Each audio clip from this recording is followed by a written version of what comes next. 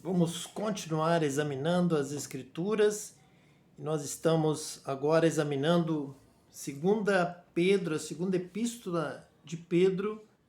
Nós vamos ler no capítulo de número 1 ainda, no capítulo 1, a respeito desta direção de Deus para nossas vidas, de estarmos examinando as Escrituras Sagradas.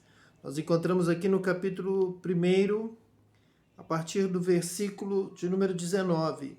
Temos, assim, tanto mais confirmada a palavra profética, e fazeis bem em entendê-la, como a uma candeia que brilha em lugar tenebroso, até que o dia clareie e a estrela da alva nasça em vosso coração. Então vamos já aqui iniciar a interpretação deste texto das Escrituras Sagradas, nos lembrando lá de Gênesis, que é o nosso versículo, nosso texto fundamental, Gênesis capítulo 1, versículo 2, que nos diz que havia trevas sobre a face do abismo. E disse Deus, haja luz. E a luz então foi criada, houve luz, e Deus se agradou da luz. Deus viu que a luz era boa. E então Deus instituiu a luz, Deus é a luz. O que é a luz é bom para Deus, Deus ama, agrada a Deus. E Deus, para destacar a luz, ele fez separação entre a luz e as trevas. E aqui já começa a nos falar sobre isto, que as Escrituras, a palavra profética, a palavra de Deus é luz para o nosso caminho. Então a palavra profética, a palavra dos profetas é como uma candeia que brilha em lugar tenebroso. A palavra de Deus é que vem a este mundo dizendo, haja luz, e que nós possamos viver nesta maravilhosa luz da revelação de Deus, da manifestação de Deus. Deus ficou na luz, Deus é luz, Ele está na luz. E nós precisamos andar nessa luz de Deus, revelada e cada vez mais apresentada para nós, para o nosso pleno conhecimento. A luz é Deus. Deus está na luz. Nós precisamos ir para a luz. Nós precisamos amar a luz. Nós precisamos andar na luz. Nossas obras, nossa vida, nossa prática tem que ser feita na luz. Tem que ser feita por alguém que conhece plenamente a palavra de Deus, as Escrituras. A Cristo, as Escrituras revelam a Cristo. São elas que apresentam a Cristo. Cristo é a vida eterna. São as Escrituras que testificam isso a respeito de Cristo. Ele é a luz, Ele é a vida. Então, nós temos, como está escrito aqui neste versículo, fazeis bem em atendê-la, em conhecermos, obedecermos, andarmos na luz, atendê-la como a uma candeia que brilha em lugar tenebroso. Então veja bem, nessa terra, onde nós temos os céus trazendo a luz, nós como alvo da luz na terra, homem e mulher criados à imagem e semelhança de Deus. Toda essa superfície da terra onde nós habitamos é o alvo da luz, seja a luz do sol, a luz do dia, a luz de Deus, a luz da palavra, a luz do conhecimento de Deus. Nós temos que andar nessa luz que se revela à terra, que Deus manda à terra, para que nós possamos ter morada, entrada no reino dos céus, como nós lemos o versículo 11, que diz, pois desta maneira é que vos será amplamente suprida a entrada no reino eterno de nosso Senhor e Salvador Jesus Cristo. Esse reino vem dos céus, como a luz do sol, como a luz vem do alto. É uma figura, de uma forma figurada, ao entendermos esse relacionamento da luz com a terra, dos céus com a terra, seja feita a tua vontade assim na terra como no céu. Então, a indicação da palavra de Deus é que nós olhemos para o alto, para as coisas que são de cima, do reino de Cristo, do reino eterno, do reino de Deus, das coisas que Deus está nos oferecendo, a salvação em Cristo. Então, nós precisamos atender a este conhecimento de Deus, a esta revelação de Deus. Essa revelação de Deus em Cristo, nas Escrituras Sagradas, para que possamos viver, praticar, andar nessa luz, nessa maravilhosa luz do conhecimento da vontade de Deus e termos uma vida que agrada a Deus. E aqui na terra, então, nós temos o que vem do alto, que nós devemos buscar, a vida, a ressurreição, entrarmos no reino de Cristo, termos suprida a entrada no reino eterno de nosso Senhor e Salvador Jesus Cristo. Porém, nós temos uma luta, e nós temos que vencer esta luta, que é contra o mal, contra as trevas, contra o abismo. Nós lutamos contra o diabo, o príncipe do abismo, o príncipe da morte, da destruição. Por quê? Fazeis bem em atendê-la, a palavra profética, a luz da palavra, a revelação de Deus, como a uma candeia que brilha em lugar tenebroso, até que o dia clareie e a estrela da alva nasça em vosso coração. Então, aqui é uma palavra profética sobre a revelação de Cristo, sobre o reino de Deus, até que o dia clareie, o reino eterno de nosso Senhor e Salvador Jesus Cristo. Estamos repetindo sempre o versículo 11 de 2 Pedro, que nos fala sobre este reino eterno de Jesus Cristo. Então nós temos que andar nessa luz, buscar as coisas que vêm do alto. A luz vem do céu. Deixa a luz do céu entrar. Assim como Deus colocou o luzeiro, a luz, o sol, as estrelas brilhando no alto, isto aponta para as coisas do alto, as coisas de Deus. Está vindo à terra onde nós temos lugares tenebrosos. As trevas estão por aí. As trevas estão nas profundezas, nos abismos, nas coisas escondidas, no pecado, na ignorância, na desobediência a Deus. Por isso ela precisa brilhar em lugar tenebroso até que o dia clareie, que é a vinda do reino e a nossa entrada no reino de Deus, no reino de Cristo, no reino da luz, na eternidade. O versículo 20 diz assim: sabendo primeiramente isto, que nenhuma profecia da Escritura provém de particular elucidação, porque nunca, jamais, qualquer profecia foi dada por vontade humana. Entretanto, homens santos falaram da parte de Deus, movidos pelo Espírito Santo. Então, o examinar as Escrituras vem deste propósito da revelação do Espírito Santo, do conhecimento do Espírito Santo. Ele quer nos conduzir, ele veio para nos conduzir em toda a verdade. Então, ele nos revela a palavra, nos orienta sobre a palavra, nos dá discernimento sobre as Escrituras, sobre a palavra dos profetas. Aqui, quando Pedro está falando, ele está se referindo aos profetas do Antigo Testamento, que ele tinha em mãos, ele trabalhava, assim como os demais apóstolos, assim como Cristo também dava o seu ensino a partir dos textos dos profetas do Antigo Testamento. Quando nós examinamos as Escrituras, nós entendemos tudo o que Cristo ensinou, nós entendemos tudo o que os apóstolos pregaram, escreveram nas suas epístolas, porque esse mesmo Espírito Santo habita em nós. Então ele nos descortina, ele nos abre o entendimento para as profecias, para as coisas que vieram de Deus, falaram da parte de Deus, movidos pelo Espírito Santo para a nossa salvação, para a nossa edificação.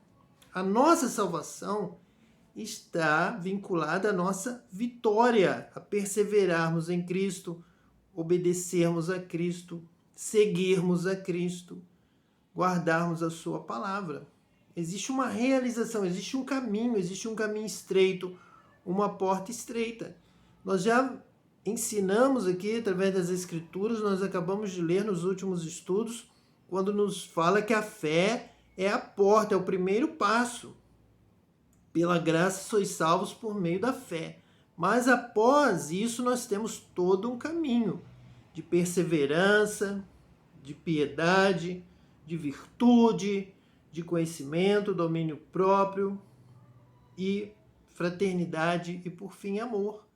Nós temos que ter uma vida completa, uma vida que vai aumentando na sua prática de obedecer a Deus, de agradar a Deus. Nós precisamos viver dessa forma.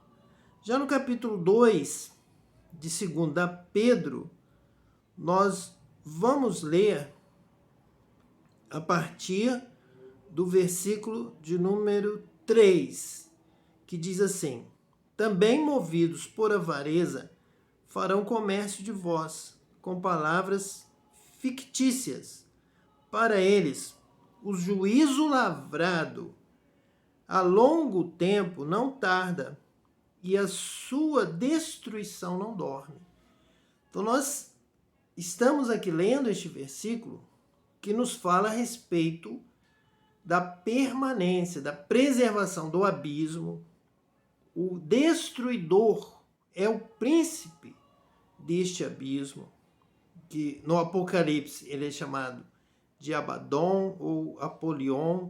Ele está lá preso, existe lá uma porta com uma chave, que lá no Apocalipse uma estrela cai do céu, e essa estrela, vindo à terra, ela tem a chave do abismo, ela se dirige lá para o abismo, para as entranhas da terra, para a escuridão, seja o sepulcro da morte, seja prisões subterrâneas, um submundo que está no fundo dos mares, está no fundo da terra, porque ali é lugar de trevas, é onde justamente ficam os insetos que sobem à terra para devorar o que está morto, para eliminar o mau cheiro da podridão daquele ser que morreu, e Deus não quer permitir que fique poluindo, contaminando a terra com o seu mau cheiro, mau odor. Então Deus é um Deus de pureza, de santidade. Então Deus não se agrada do mal, do pecado, do cheiro da morte. Então Deus criou toda uma estrutura para purificar a terra. Então os insetos trabalham dessa forma, eles são atraídos pelo mau cheiro, aves do céu, vários seres trabalham com esta função de limpar a terra. E também existe isso, essa mesma proporção, essa mesma reflexão, tipologia espiritual dos demônios, das trevas, do abismo, que estão lá para destruir, eles estão programados para isso, para destruir todo o mal, toda mentira, todo pecado, tudo aquilo que é contra Deus. Então, para eles está reservada a destruição. A sua destruição não dorme. Está lá para que no dia certo, no tempo certo, seja solto e então consuma todo o mau cheiro, todo o pecado, toda a desobediência a Deus. No versículo 4. Ora, se Deus não poupou anjos quando pecaram, antes, precipitando-os no inferno, os entregou a abismos de trevas, reservando-os para juízo. Então, quando a gente lê lá em Gênesis, que havia trevas sobre a face do abismo, e logo em seguida, na sequência da criação, o diabo está lá no paraíso, no Éden, tentando, levando a tentação ao primeiro casal, mentindo. Então nós já sabemos dessa proximidade na terra entre a luz, a palavra de Deus, a revelação de Deus, ali dizendo para o homem e para a mulher que lá no centro do jardim do Éden havia uma árvore da vida para eles viverem eternamente, comerem o fruto, mas o diabo consegue se adiantar, enganar, mentir e levá-los à morte. Eles então são enganados pelo diabo, que mente para eles, dizendo que valeria mais a pena comer do fruto do conhecimento do bem e do mal, que Deus diz para não comer, porque eles morreriam, mas o diabo os engana e os convence a comer daquele fruto da desobediência e não do fruto da árvore da vida. Eles não acreditaram em Deus, não houve fé, não houve obediência à palavra de Deus, não houve amor a Deus, não houve adoração a Deus. Eles preferiram dar ouvidos à serpente, ao diabo, que os enganou. Então, aqui está representando essa situação que a Terra, nós estamos próximos deste abismo, onde foram precipitados anjos que desobedeceram, anjos que pecaram. E eles agora estão ali reservados para o momento da destruição. Eles também querem homens e mulheres ao seu lado para lutar contra Deus numa batalha final. Eles são movidos por essa programação para a guerra e para a destruição. E eles não têm sentimento, eles não são como os humanos. Por isso a palavra de Deus lá no Apocalipse chama da besta. A besta é aquela fera que não pensa, não tem sentimento, não tem pena de ninguém. Apenas está programada para devorar, matar, destruir. Então, eles estão num abismo, também é chamado de inferno, estão aguardando o momento de serem liberados, serem soltos, para saírem pela terra, arregimentando as nações da terra para a batalha final do Armagedon, para a luta final contra Deus, contra o povo de Deus, contra os anjos de Deus, porque a intenção deles é a destruição. Eles são programados para isso. Eles têm somente um instinto, o instinto da morte, de matar, destruir. Eles vão destruir todo aquele que se aliar a ele para o mal, para a ignorância, para as trevas. Por isso estão neste lugar de trevas. E se Deus não poupou anjos, Deus também não poupará aqueles que, ao invés de darem glória a Deus, de agradecerem a Deus pela criação, pelo seu amor, pela sua bondade, pela sua proteção, por Ele ser o Pai Criador, amoroso, que cuida de nós, ao invés de adorarem a Deus e buscarem a luz e amarem a luz, eles amam mais as trevas, amam mais o possuir indevidamente, eles são avarentos, eles são extremamente gananciosos, querem mais, querem o poder, querem estar superando a Deus, querem tomar a criação, querem tomar a terra sem a soberania de Deus. Por isso são rebeldes. Nós vamos ler isso aqui com todas as letras, a palavra de Deus vai nos falar isso. Versículo de número 3.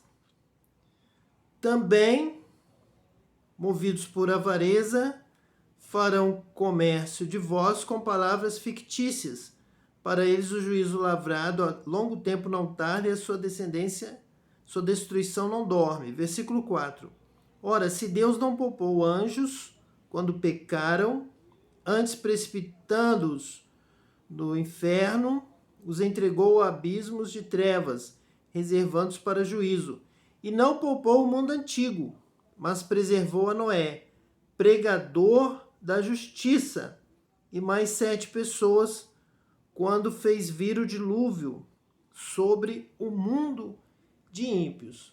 Então, da mesma forma que foram tratados os anjos e o diabo precipitados a este abismo de trevas, as trevas cobriam a face do abismo e lá estão os demônios, lá está o diabo que saiu ali no Jardim do Éden e continua, então, as trevas ao nosso derredor, procurando a quem possa tragar com a sua mentira, com o seu engano.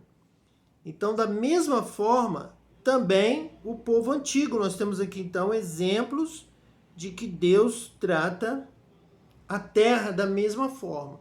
Ou você escolhe a luz, ou você escolhe a Deus, ou você escolhe a Cristo e a vida, e a liberdade, a paz, ou você escolhe o diabo, a mentira, as trevas, o engano, e também sofrerá a mesma consequência. Será lançado no inferno, no abismo, nas trevas, distante de Deus, um mundo de pessoas ímpias. Diz assim agora o versículo 6. E reduzindo a cinzas as cidades de Sodoma e Gomorra, ordenou-as à ruína completa, tendo-as posto como exemplo a quantos venham a viver impiamente. Então nós temos que viver na prática da justiça, da verdade, do direito, das coisas certas. É o que a palavra de Deus nos ensina. Nós temos que ser justos, procurar fazer o bem, falar a verdade, andar na luz, ser justo nos relacionamentos, ser justo ao ouvir as questões das pessoas e dar uma palavra. Então, o que vai sair da nossa boca vai nos salvar ou vai nos condenar. Vai expressar a justiça, a honestidade, a boa consciência, a sinceridade, coisas que agradam a Deus, que o Filho de Deus deve expressar, da forma como deve falar. Então, sua palavra vai te absolver. Você provará com a sua palavra que você crê em Deus, que você teme a Deus, que você obedece a Deus, que você tem fé. Você não pode pensar que tem fé e quando você vai se expressar, você não é um pregador da justiça. Você dissimula, você fala mentira, você é desonesto, você apresenta argumentos falsos, você beneficia o mal e condena o justo. Você não é filho de Deus se você não pratica a justiça, se você não ama o seu próximo, se você não tem misericórdia. Deus é amor. Quem ama é nascido de Deus. Então, quem expressa este amor na sua conduta, no socorro, cuidando do necessitado, tratando a sua ferida, alimentando o que está com fome, nessa hora você é filho de Deus, porque você ama o próximo como a você mesmo. Nós temos repetido sempre isso, que amar ao próximo como a si mesmo é fazer pelo outro aquilo que você faz por você mesmo. Você alimenta o seu corpo. Você logo corre atrás do pão de cada dia para suprir a sua fome, para você passar um dia bem vivido, um dia de paz, de alegria. Você precisa alimentar o seu corpo. E quando você vê o seu irmão, quando você sabe que o seu próprio irmão, o próximo, o mais próximo de você, é esse que Deus está chamando você a cuidar. E ele está passando fome e você vira as costas para ele, para o que Deus considera o seu próximo, que está ao alcance da sua mão, ao alcance do seu socorro. É este que você precisa cuidar. Não que você assiste no noticiário, falando lá do outro lado do mundo, de outra nação, mas é aquele que está ao alcance da sua mão. Você tem o pão, você já se alimentou. Agora é hora de você saber se alguém está passando fome ali ao seu redor. Então, se você não faz isso, não adianta você dizer que tem fé. Nós não podemos ter fé só com os lábios, somente da língua, ao dizer que temos fé. Nós temos que praticar esta fé. A fé nos leva à virtude, à piedade, ao cuidado com a vida do nosso próximo, ao amor, como nós acabamos de ler em 2 Pedro. Você vai amar ao próximo como a você mesmo, como você cuida do seu corpo, da sua vida, da sua alma, da sua existência, você também vai cuidar do seu irmão. do seu próximo, se você não faz isso, você é um ímpio, você pratica iniquidade. E aí você vai chegar diante de Cristo e ele dirá: tive fome e não me deste de comer. Tive sede, não me deste de beber. Você vai dizer assim: mas Senhor, eu pensei que era só levantar a mão, ir à frente, ter o nome lá no livro, que eu estava salvo. Foi o que me disseram. Me disseram que eu não precisava de obras. E Jesus vai dizer: apartai-vos de mim, malditos. Você foi mal ensinado, você foi enganado por falsos profetas. Como o capítulo 2 começa, no versículo 1, dizendo assim: assim como no meio do povo surgiram falsos profetas, assim também haverá entre vós falsos mestres, os quais introduzirão dissimuladamente heresias destruidoras, até o ponto de renegarem o soberano Senhor que os resgatou, trazendo sobre si repentina destruição. E muitos seguirão as suas práticas libertinas, e por causa deles será infamado o caminho da verdade. Também movidos por avareza farão comércio de vós, com palavras fictícias. Para eles, o juízo lavrado a longo tempo não tarda, e a sua destruição não dorme.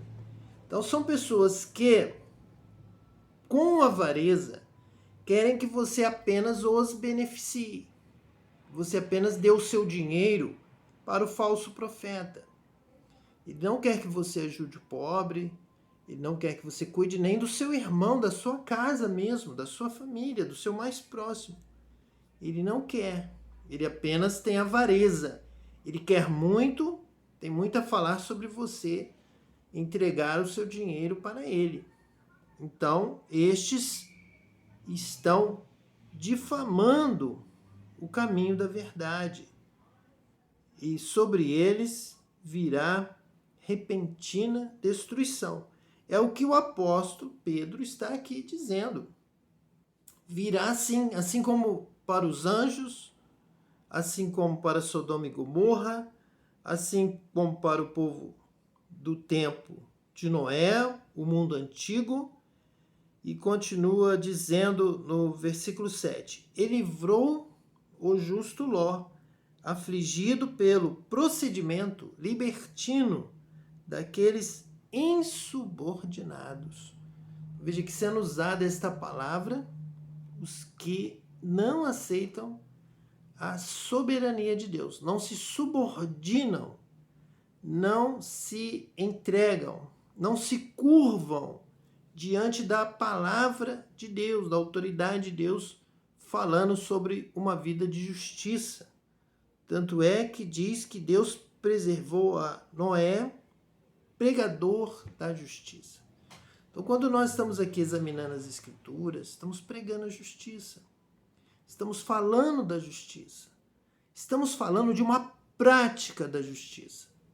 Se eu estivesse aqui, como muitos, falando palavras fictícias, com avareza, eu não estaria preocupado com a sua vida, com a sua alma, com a sua prática, com a sua verdade, realidade da prática da justiça. Noé é um pregador da justiça, da subordinação, da obediência. Existem coisas a serem feitas, virtudes a serem desenvolvidas, piedade, misericórdia, amor, fraternidade. Existe sim, é necessário. Quando Jesus disse: tive fome e não me deste comer, apartai-vos de mim, malditos, não é figurado, não é fome simbolizando outra coisa diferente. É verdade, é a fome física, a qual você coloca com suma importância para o seu dia, para a sua semana, o se alimentar bem, o comer uma variedade de comidas, de pratos que te agradam, que te apetecem, satisfazem o seu paladar, saciam a sua fome, saciar a sua sede. Isso é importantíssimo para você. Então você tem que ter essa prática de amor, de justiça, de também saciar a fome do seu irmão, do seu próximo, de alguém que passe fome ao seu lado. Você não pode deixar de fazer isso. Quem te diz que não precisa está enganando a sua alma. São falsos profetas, mas a destruição deles já é notória. E cada vez mais, à medida que se aproxima o tempo final, o juízo final, a volta de Cristo, mais essas coisas ficarão claras, ficarão patentes. Quem é justo, quem é injusto, quem serve a Deus e quem não serve a Deus. Ló era afligido pelo procedimento libertino daqueles insubordinados, que não procuravam conhecer as Escrituras, não tinham cuidado de viver uma vida de excelência, de perfeição, do conhecimento de Deus, por isso eram libertinos e insubordinados.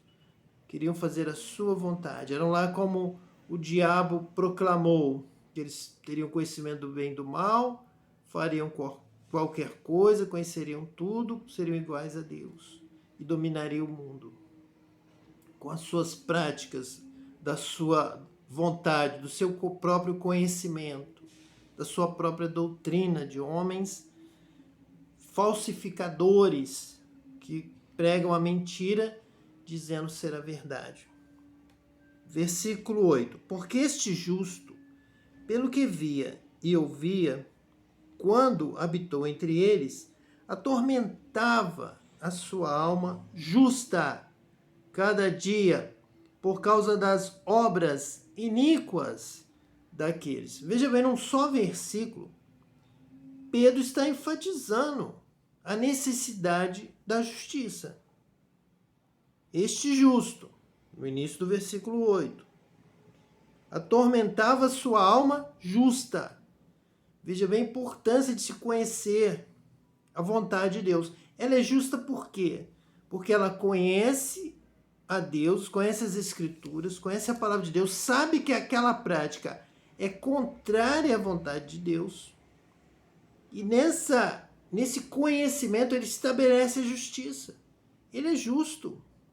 Se ele sabe que isso desagrada a Deus, ele não vai concordar com isso. Isso seria iniquidade, isso é injustiça. Nós temos que glorificar a Deus. Deus é Senhor, Deus é Criador, Ele é o dono da nossa vida. Nós temos que agradar a Deus, nós não podemos fazer isso. Esta coisa é má, é iniquidade, é impiedade, é contra a vontade de Deus. Então, o que pratica a iniquidade não entrará no reino de Cristo. O injusto não entrará no reino de Cristo. O mentiroso não entrará no reino de Cristo. Apartai-vos de mim, vós que praticais a iniquidade, que é ser contra a lei de Deus, é ser contra a palavra de Deus, é ser insubordinado. É isso que Pedro está dizendo aqui. Por causa das obras iníquas daqueles, das obras malignas, das obras sem correção, obras que são contra a vontade de Deus. Por isso a necessidade do pleno conhecimento de Deus, para que eu saiba que a minha obra não está sendo iníqua, mas está sendo uma boa obra, praticada de acordo com a vontade de Deus. Então, dentro da justiça. E assim, você está honrando a Cristo, a quem você proclama que se converteu para seguir, a Cristo que mudou de caminho. É um novo caminho, estou agora, eu sigo a Cristo. Então eu não vou mais viver na prática da iniquidade. Eu vou andar por um caminho estreito, conhecendo cada dia mais a Cristo e melhorando a cada dia, me esforçando para que a cada dia eu possa estar servindo a Deus melhor, conhecendo mais a Deus, prosseguindo. É um caminho, nós vamos crescendo em graça, em conhecimento, em sabedoria, vamos prosseguindo em conhecer a Deus, a sua palavra, as Escrituras, e assim essa luz do céu vai brilhando cada vez mais forte até ser dia perfeito, que é a nossa meta, é alcançar essa perfeição. Vai brilhando mais e mais até ser dia perfeito. Vamos orar agora, vamos clamar pelas nações, pelas famílias da terra, pela sua família, pela sua casa. Senhor, em nome de Jesus, nós clamamos agora, Deus, pela salvação desta terra, pela conversão das nações, que venha sobre essas nações a tua luz do céu, a luz da revelação, a luz do conhecimento da tua glória, que o mundo creia em ti, que o mundo conheça a ti, Senhor, através de Cristo, que haja, Senhor, muitos como Noé, pregadores da justiça, da verdade, ó Deus, e que sejam livres da destruição, pela iniquidade, pela prática do mal, pela violência, Senhor. Que as nações não sejam destruídas como foram Sodoma e Gomorra, como foi o mundo antigo na época de Noé, como anjos do céu que pecaram e foram reservados para destruição. Que haja salvação nessa terra, que haja conversão, mudança de vida, que passem a te servir, que passem a te obedecer, que passam a andar em retidão, em justiça, Senhor, buscando o direito, buscando o que é correto, o que é certo. Que nações amem, Senhor, as nações vizinhas, as nações mais pobres, os necessitados desta terra. Que venha o teu amor, a tua luz, a tua glória sendo derramada sobre todas as nações. E que alcance esta família que agora está aqui ouvindo, Senhor, esta mensagem, crendo no teu poder. Seja agora, Deus, abençoada pela tua glória, pela tua presença. Que a tua mão de poder toque agora neste lar, todos os cômodos desta casa. Que saia agora, em nome de Jesus, todo o mal. Seja retirado, Senhor, toda a obra das trevas, toda a obra do diabo, toda a obra de demônios, Senhor, que procuram enganar e trazer uma mensagem de dominação, de escravidão, que saia agora, em nome de Jesus, essa família seja liberta para amar a Ti sobre todas as coisas, e que haja amor neste lar, Senhor, que haja paz, a paz que o mundo não pode dar, mas que o Senhor agora derrama sobre esta casa, sobre esta família. Nós oramos te agradecendo por tudo, em nome de Jesus, o Messias. E que Deus te abençoe eternamente. Amém.